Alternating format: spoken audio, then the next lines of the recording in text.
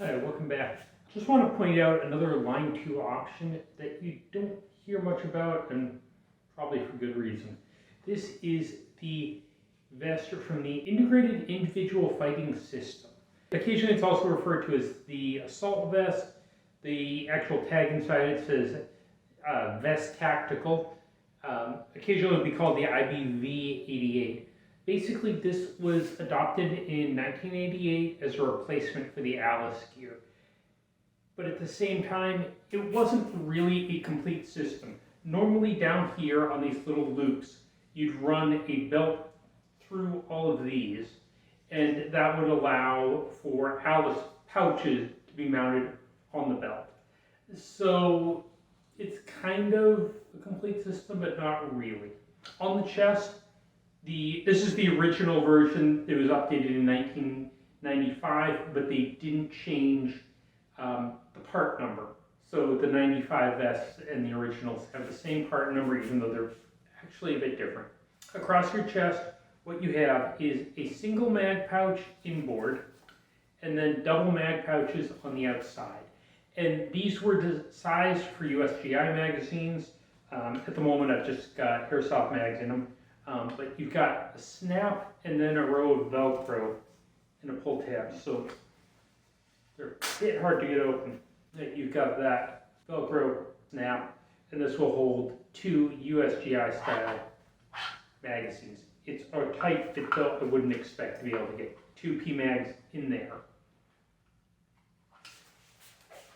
I mentioned it's a tight fit. Also won't want to put your empties in there in a hurry. So the outside are doubles, the inside are singles, and these are straight up and down. And on the inside, it's a little looser fit, but not a lot looser. And then in the front for closure, you just have 2 buckles. Underneath this, you also have 2 very small pouches here, and they're sized for a grenade. And yes, this is a squeeze ball from Avic, but they fit in the holes. They're kind of too small for even, well, they could get like a World War II style pineapple grenade in there. They're definitely too small for most airsoft grenades. So that you kind of lose value there. I should mention these were updated in 1995. The 1995 vest, instead of this solid fabric in here, you can see that's solid fabric in back. Instead of that, it would be mesh. And they also, instead of the pouches being completely vertical, they angled them slightly outbound, like outwards towards your hips, which made it easier to pull the magazine out. So instead of pulling it straight up, you're pulling it across.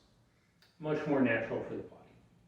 One of the problems you have with these vests is, yes, they were adopted in 1988 and updated in 1995.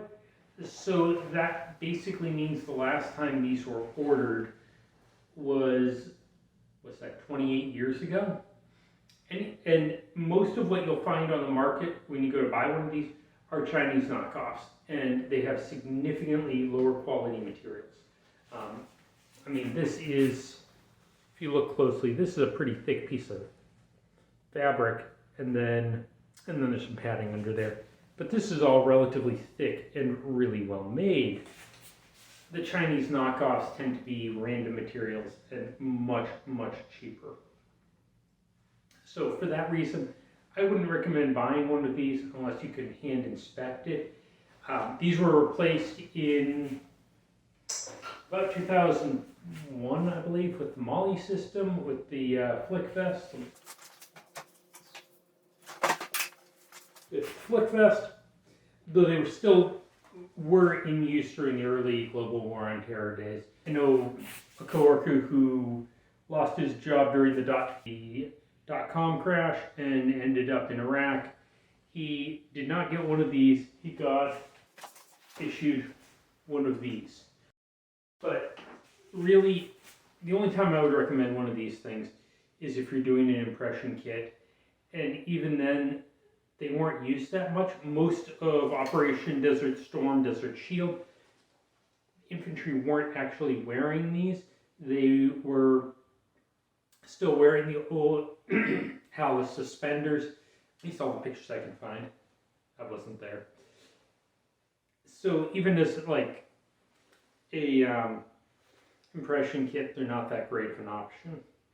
This particular one I bought at a gun show when I was in 8th grade. And that was 25 years ago. So anything you buy now, you're probably either getting a Chinese knockoff or something that smells a little moldy because of how it's been stored. So, not a piece of gear I'd recommend, but at the same time, it's an interesting piece of history.